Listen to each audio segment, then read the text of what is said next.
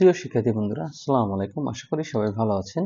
আজ আমরা capital budgeting টেকনিক্সের 2016 সালে ন্যাশনাল ইউনিভার্সিটি অনার্স ফার্স্ট ইয়ারে যে অঙ্কটা এসেছে সেটা সমাধান করার চেষ্টা করব। তো আমরা যদি অঙ্কটা শুরু থেকে পড়ার চেষ্টা করি, বলছে Talukdar enterprise is considering a new product line, the details of the investment proposal are as follows. কিছু তথ্য দেওয়া আছে। ইনিশিয়াল কস্ট আউটলে মানে এটা এনসিও 1 লাখ টাকা দেওয়া আছে। এক্সপেক্টেড লাইফ মানে প্রজেক্টের মেয়াদ হবে 5 বছর। স্ক্র্যাপ ভ্যালু বা ভগ্নাশেষ মূল্য আছে 10,000 টাকা এবং ওয়ার্কিং ক্যাপিটাল আছে 20,000 টাকা। তো আমাদের ইয়ার দেওয়া আছে 5 বছর এবং সিএফবিটি দেওয়া আছে। তার মানে আমরা যদি অঙ্কের সিবিটি থেকে যদি সিএফএটিতে যাওয়ার প্রয়োজন পড়ে, তাহলে আমাদের আসলে ঘর লাগবে হচ্ছে 7টা। আমরা আগেও বলেছি। তো আমরা যদি সিবিটিগুলো দেখি যে আনইভেন ক্যাশ ফ্লো, মানে প্রত্যেক 1 বছরের সাথে 1 বছরের মিল নেই। তো আমরা যদি পরবর্তীতে দেখি, the company cost of capital is 10%, pays tax at 45% rate, the project will be depreciated on a straight line basis. তাহলে কি করতে বলছে? পেব্যাক পিরিয়ড করতে বলছে, average rate of return ARR করতে বলছে এবং রিটার্ন অন ইনভেস্টমেন্ট আরওআই করতে বলছে। যেহেতু আমাদের পেব্যাক পিরিয়ড করতে বলছে, তাহলে আমাদের সহজাতভাবে আমাদের কি লাগবে? সিসিএফএটি লাগবে, cumulative cash flow after tax, CCFAT লাগবে। তাহলে সিসিএফএটি নির্ণয় করতে আগে তো আমাদের সিএফএটি নির্ণয় করতে হবে। তাহলে আমরা জানি যে সিএফবিটি থেকে সিএফএটি পর্যন্ত যেতে কয় ঘর লাগে? 7টা ঘর লাগে। এবং সিসিএফএটি তার মানে 1 ঘর বাড়বে। তাহলে আমাদের মোট ঘর হলো কয়টা? 8টা। এখানে এআরআর করার জন্য আসলে কোনো ঘর লাগে না এবং আরওআই করার জন্য আসলে কোনো ঘর লাগে না। তাহলে আমাদের মোটামুটি এই অঙ্ক করার জন্য যদি 8টা ঘর করি আমরা, তাহলে এই অঙ্কের সমাধান আমরা করতে পারবো। তাহলে আমরা দেখি সলিউশনে 1 2 3 4 5 6 7, হ্যাঁ 8টা ঘর করেছে এবং 8টা ঘর করার মাধ্যমে সে অঙ্কটা আসলে সমাধান করা সম্ভব। তো আমরা প্রথমেই ওয়ার্কিং করে নিয়েছি, এটা আমরা ছকের নিচেও করতে পারবেন। ডেপ্রিসিয়েশন আমরা জানি কস্ট মাইনাস সলভেজ ভ্যালু হচ্ছে অ্যাসেট লাইফ। তাহলে কস্ট ছিল 1 লাখ এবং সলভেজ ভ্যালু ছিল 10,000, অ্যাসেট লাইফ 5 বছর। তাহলে আমাদের ডেপ্রিসিয়েশন এসেছে 18,000 টাকা। তাহলে আমরা ইয়ার আর সিএফবিটি উপর থেকে একদম হুবহু কপি পেস্ট করে নিয়ে আসলাম। এই যে সিএফবিটি গুলো ছিল এটা আমরা নিয়ে আসছি এবং ডেপ্রিসিয়েশন 18,000 দিলাম। তাহলে সিএফবিটি থেকে ডেপ্রিসিয়েশন বাদ দিলে আমাদের ইবিটি হয়। তাহলে আমরা ইবিটি বসিয়ে দিলাম, এটি থেকে এটা মাইনাস করে এরপর আমরা দিব ইবিটি মানে আর্নিং বিফোর ট্যাক্স, মানে ট্যাক্সের আগে। তাহলে আমাদের এখান থেকে কি বাদ দিতে হবে? ট্যাক্স বাদ দিতে হবে। তাহলে ট্যাক্স আমাদের বলা ছিল কত? এই যে ট্যাক্স বলা ছিল 45%। তাহলে আমরা ট্যাক্স বাদ দিলাম, ইবিটির উপরে ট্যাক্স দিলাম 45% এবং ইবিটি থেকে আসলে ট্যাক্স বাদ দিলে আসে আমাদের ইএটি এবং ইএটির সাথে আমরা কি করব? ডেপ্রিসিয়েশনকে যোগ করব। ইএটির সাথে ডেপ্রিসিয়েশন যোগ করলে আমাদের হয় সিএফএটি। তাহলে এই ইএটি যেমন 18,000 আর 3,850 মানে 21,850, এইভাবে আমাদের সিএফএটি নির্ণয় করতে হয়। এবং আমরা জানি যে সিসিএফএটি কেন লাগে? পেব্যাক পিরিয়ডের জন্য লাগে। তো সিসিএফএটি কিভাবে নির্ণয় করে? প্রথম ঘরটা সমান হবে এবং পরবর্তী এটার সাথে এটা যোগ হবে, এটার সাথে এটা যোগ হবে, এটার সাথে এটা যোগ এবং এটার সাথে এটা যোগ করলে আমাদের আসলে সিসিএফএটিটা নির্ণীত হলো। এখন আমরা আসলে পেব্যাক পিরিয়ডের সূত্র লিখব। পেব্যাক পিরিয়ডের সূত্রটা হচ্ছে এ প্লাস এনসিও মাইনাস সি ভাগ হচ্ছে ডি। তাহলে এগুলা কিভাবে নির্ণয় করে চলেন আমরা একটু দেখে আসি। তো আমরা সিসিএফএটির ঘরে যাব এবং আমাদের এনসিও ছিল 1 লাখ। আমরা এই প্রথম ঘর থেকে দেখার চেষ্টা করব যে কার ভিতরে কমন যায়। তাহলে 21,000 এর ভিতরে আসলে 1 লাখ কমন যায় না, 46,000 এর ভিতরেও যায় না, 72,000 এর ভিতরেও যায় না, 99,500 এর ভিতরে আসলে কমন যায় না। কিন্তু 1,29,600 এর ভিতরে আমাদের 1 লাখ কমন যায়। তাহলে এর আগের ঘরটাই হচ্ছে আসলে আমাদের সি। আগের ঘরটা কি? সি। এবং সি সোজা যে ইয়ারটা আছে এটা হচ্ছে কি? এটা এ। সি সোজা যে ইয়ারটা আছে এ।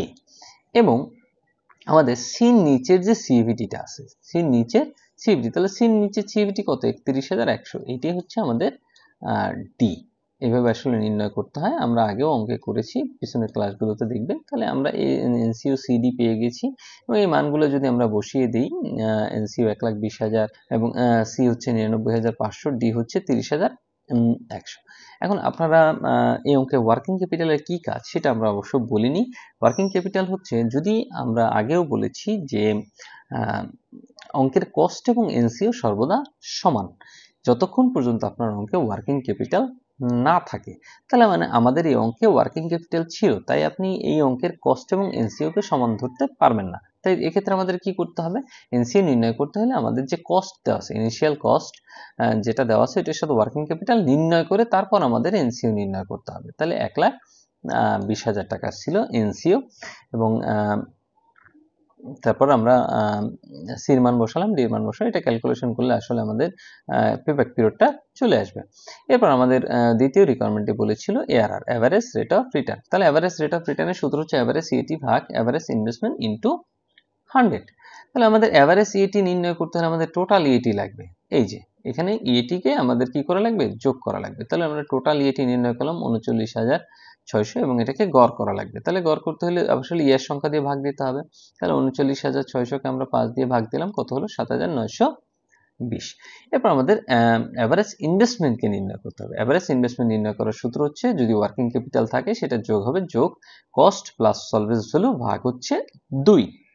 তাহলে আমাদের ওয়ার্কিং ক্যাপিটাল ছিল 20,000, কস্ট ছিল 1,00,000, সলভেন্স ভ্যালু ছিল 10,000 এবং ভাগ হচ্ছে 2। এটা ক্যালকুলেশন করলে আমাদের আসলো 75,000।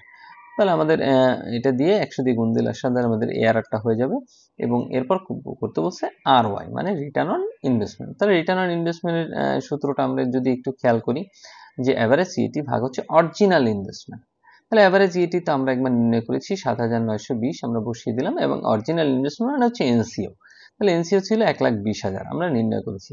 তাহলে এইভাবে আমাদের আরওয়াইটা নির্ণয় করতে হবে। এই ছিল অঙ্কের সমাধান। চলেন আমরা পরবর্তী শিক্ষার্থী বন্ধুরা, ন্যাশনাল ইউনিভার্সিটির বিবিএ এমবিএ সকল সাবজেক্টের পরবর্তীতে আপডেট পেতে এই ভিডিওটিতে লাইক করুন, চ্যানেলটি সাবস্ক্রাইব করুন এবং বেল বাটনে ক্লিক করে রাখুন। প্রিয় শিক্ষার্থীরা, আমরা এখন ন্যাশনাল ইউনিভার্সিটি বিবিএ আমাদের 2018 সালে যে অঙ্কটা এসেছে এটা আসলে আমরা সমাধান করার চেষ্টা করব। আমরা যদি অঙ্কটা পড়ার চেষ্টা করি, দেখি আমাদের কি বলেছে যে a company is considering an investment proposal which required an initial cash outlay 5 lakh টাকা, মানে এনসিও 5 লাখ টাকা যদি ওয়ার্কিং ক্যাপিটাল না থাকে। the project will have solvents value 50,000 at the end of estimated life 5 years, প্রজেক্টের মেয়াদ হচ্ছে 5 বছর। the company uses straight line depreciation method, tax rate হচ্ছে 40%। তার মানে আমাদের যে টাকাটা দেওয়া থাকবে এটা অবশ্যই সিএফবিটি। কস্ট অফ ক্যাপিটাল হচ্ছে 10%, মানে আমাদের অবশ্যই অঙ্কে এনপিভি করতে বলবে। The estimated cash flow before are as flows. তাহলে যেহেতু ক্যাশ ফ্লো বিফোর বলছে তার মানে এটা সিএফবিটি। এই যে টাকাগুলো দেওয়া আছে আনইভেন অবশ্যই, কারণ এক বছরের সাথে এক বছরের মিল নেই। এটা কি, এটা সিএফবিটি। এখন আমরা দেখি কি করতে বলছে, payback period, surplus life, net present value, profitability index. তাহলে আমাদের প্রথমে নির্ণয় করি আসলে আমাদের ছক কয়টা হবে। তাহলে আমরা জানি পেব্যাক পিরিয়ড নির্ণয় করতে আমাদের আসলে যেহেতু সিএফবিটি আছে, সিএফবিটি থেকে সিএফএটি পর্যন্ত যেতে 7 ঘর লাগবে, এবং পেব্যাক পিরিয়ড নির্ণয় করার জন্য লাগবে হচ্ছে 1 ঘর। সারপ্লাস লাইফে কোনো ঘর লাগে না। এনপিভি নির্ণয় করার জন্য লাগবে হচ্ছে 2 ঘর, আর প্রফিটেবিলিটি ইন্ডেক্স নির্ণয় করার জন্য কোনো ঘর লাগে না। তার মানে এই অঙ্কটা সমাধান করতে আমাদের মোট 10টা ঘরের প্রয়োজন। 10টা ঘর হলেই এই অঙ্কটা আমরা সমাধান করতে পারবো। চলেন আমরা অঙ্কটা সমাধান করার চেষ্টা করি। তো আমরা প্রথমেই আসলে ডিপ্রিসিয়েশন নির্ণয় করে নিব ওয়ার্কিং ওয়ান আকারে। কস্ট মাইনাস সলভেন্স ভ্যালু ভাগ হচ্ছে অ্যাসেট লাইফ। কস্ট ছিল 5 লাখ, সলভেন্স ভ্যালু ছিল 50,000 এবং অ্যাসেট লাইফ হচ্ছে 5। তাহলে আমাদের ডিপ্রিসিয়েশন এসেছে 90,000। এরপর আমরা ইয়ার দিলাম, ইয়ারের পর আমরা সিএফবিটি গুলা এখান থেকে যে হুবহু আছে এগুলা নিয়ে আসলাম, এবং ডিপ্রিসিয়েশন প্রত্যেক ঘরে 90,000 হবে যেহেতু স্ট্রেট লাইন মেথড। তাহলে সিএফবিটি থেকে ডিপ্রিসিয়েশন বাদ দিলে হয় ইবিটি। আমরা ইবিটি সুন্দর করে নির্ণয় করলাম, এবং এরপর ট্যাক্স বাদ দিব। ট্যাক্স কত পার্সেন্ট দেওয়া আছে অঙ্কে? ট্যাক্স দেওয়া আছে 40%। তাহলে আমরা এই ইবিটির উপর আসলে ট্যাক্স দিলাম। ট্যাক্স দেওয়ার পর আসবে কি ইএটি, মানে ইবিটি থেকে ট্যাক্স বাদ দিলে হয় ইএটি, আর্নিং আফটার ট্যাক্স।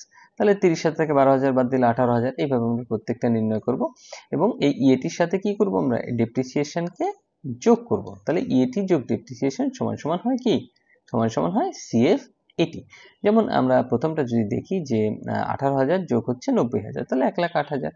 তাহলে আমরা এরপর নির্ণয় করব হচ্ছে সিসিএফএটি। সিসিএফএটি, তো সিসিএফএটি কিভাবে নির্ণয় করে? সিসিএফএটি হচ্ছে প্রথমটা সমানে চলে যাবে, এটার সাথে নিচেরটা কি হবে, যোগ হবে। তারপর এটা এই টাকার সাথে আবার নিচেরটা যোগ হবে, আবার এই টাকার সাথে নিচেরটা যোগ হবে, আবার এই টাকার সাথে নিচেরটা যোগ হবে। যেহেতু আমাদের অঙ্কে সলভেন্স ভ্যালু আছে, আমরা বলেছিলাম সলভেন্স ভ্যালু এবং ওয়ার্কিং ক্যাপিটাল থাকলে লাস্ট ইয়ারে যে আমাদের কি হবে, এটা ক্যালকুলেশন করে নিতে হবে। তাহলে লাস্ট ইয়ার হচ্ছে এখানে 5 বছর, আপনারা এখানে 5 বছর লিখে দিবেন তাহলে ভালো হয়, এবং এটাকে ব্র্যাকেটের ভিতর দিয়ে দিবেন। তাহলে আমাদের সলভেন্স ভ্যালু ছিল হচ্ছে 50,000 টাকা। তো আমরা সিসিপিটি নির্ণয় করলাম। নির্ণয় করার পরে আমাদের ডিসকাউন্ট ফ্যাক্টর দিতে হবে, যেহেতু আমাদের এনপিভি, এই সিসিপিটি লাগবে পেব্যাক পিরিয়ড পর্যন্ত, এবং এই পরের দুই ঘর, এই যে এই ঘর আর এই ঘর লাগবে এনপিভি নির্ণয় করার জন্য। তাহলে ডিসকাউন্ট ফ্যাক্টর আমাদের অঙ্কে বলেছিল হচ্ছে কস্ট অফ ক্যাপিটাল 10%। তাহলে 10%-এ আমরা আসলে এটা মুখস্থ করে ফেলবেন। এটা সূত্র হচ্ছে 1/1 প্লাস আর পাওয়ার হচ্ছে n। প্রতিটি সিঙ্গেল বছরের জন্য এটা বের করতে হয়, এবং আর মান হবে এখানে 0.10। তাহলে 1/1 প্লাস 0.10। আপনারা এখানে n এর মান দিবেন হচ্ছে যে বছরটা নির্ণয় করবেন। যেমন 1 বছরটা নির্ণয় করলে 1 দিবেন, 2 বছরটা নির্ণয় করলে 2 দিবেন, তৃতীয় বছরটা নির্ণয় করলে 3 দিবেন, চতুর্থ বছরটা নির্ণয় করতে 4 দিবেন। তাহলে আমাদের আসলে ডিসকাউন্ট ফ্যাক্টর সায়েন্টিফিক ক্যালকুলেটর দিয়ে করার চেষ্টা করবেন, তাহলে তাড়াতাড়ি সমাধান করতে পারবেন। তাহলে আমাদের ডিসকাউন্ট ফ্যাক্টর আসলো এইগুলা প্রত্যেক বছরের জন্য, এবং আমাদের যে সলভেন্স ভ্যালু পঞ্চম বছরে আছে, তাহলে আমাদের এই পঞ্চম বছরের যে রেটটা আসবে এটাকে আমরা সলভেন্স ভ্যালুর রেট হিসেবে বিবেচিত করব, লাস্ট ইয়ারে যে রেটটা আসবে। তাহলে আমাদের ডিসকাউন্ট ফ্যাক্টর কার সাথে গুণ হয়? ডিসকাউন্ট ফ্যাক্টর গুণ হয় আজীবন সিএফিটির সাথে। এটা বিগত ক্লাসগুলোতেও বলেছি যে ডিসকাউন্ট ফ্যাক্টর আপনারা পাশে যে সিএফিটি আছে এটার সাথে গুণ করে দিবেন না, আর ডিসকাউন্ট ফ্যাক্টর সর্বদা সিএফএটির সাথে গুণ হবে। ডিসকাউন্ট ফ্যাক্টর সর্বদা সিএফএটির সাথে গুণ হবে। তাহলে আমরা পিভিটা নির্ণয় করলাম 5,22,000। যদি এটা আমরা যোগ করি তাহলে এটা হবে টোটাল পিভি। টোটাল পিভি, এটার নাম হচ্ছে টোটাল পিভি। তাহলে টোটাল পিভি হচ্ছে 5,22,780।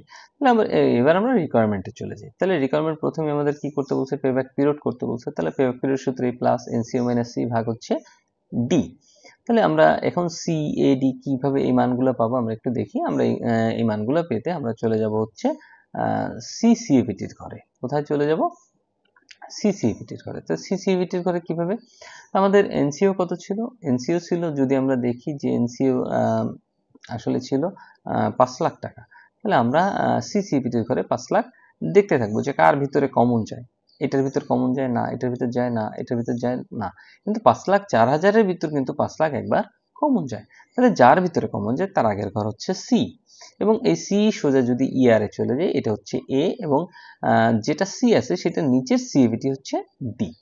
এইভাবে আমাদের আসলে অঙ্কের সমাধান পেব্যাক পিরিয়ড করতে হয়। তাহলে এ হচ্ছে আমাদের পেয়েছি কত? 3। এনসি হচ্ছে 5 লাখ। সি কত পেলাম? সি হচ্ছে 3,60,000। ডি কত পেলাম? ডি হচ্ছে 1,44,000। তাহলে আমরা এটা ক্যালকুলেশন করলে আসলে পেয়ে গেলাম 3.97 ইয়ার্স।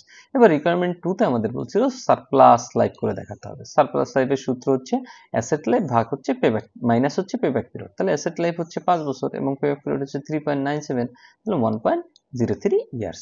আর এরপর যদি এনপিভি 3 নম্বরে বলছিল এনপিভি করতে, তাহলে এনপিভি সূত্র আমরা জানি টোটাল পিভি মাইনাস হচ্ছে এনসিও। তাহলে টোটাল পিভি এই যে আমাদের 5,22,780, এটা থেকে এনসিও বাদ দিলে আসলে আমাদের নেট প্রেজেন্ট ভ্যালু বেরিয়ে যাবে। এরপর যদি আমরা দেখি প্রফিটেবিলিটি ইন্ডেক্স করতে বলছে। প্রফিটেবিলিটি ইন্ডেক্স একদম সহজ, আপনারা প্রফিটেবিলিটি ইন্ডেক্স এনপিভি সূত্র থেকে মনে রাখতে পারবেন যে টোটাল পিভিকে আমরা এনসিও মাইনাস করেছি। টোটাল পিভি থেকে এনসিও কি করেছি? মাইনাস করেছি। কিন্তু পিএইতে করা হয় হচ্ছে টোটাল পিভি থেকে পিভিকে এনসিও দ্বারা ভাগ করা হয়। এখানে যেমন মাইনাস করেছি, এখানে কি করব? ভাগ করব, তাইলে হয়ে যাবে গুণ কত? 100। তাহলে আমাদের আসলে পিএইটাও বের হয়ে গেল 104.56। তো এইভাবে আসলে অঙ্কের সমাধান করা হয়েছে। এটা যদি কোনো প্রশ্ন থাকে অবশ্যই কমেন্ট বক্সে কমেন্ট করবেন। ভালো থাকবেন। পরবর্তী ক্লাসের জন্য চ্যানেলটিকে অবশ্যই সাবস্ক্রাইব করে রাখবেন। ধন্যবাদ সবাইকে। আসসালামু আলাইকুম।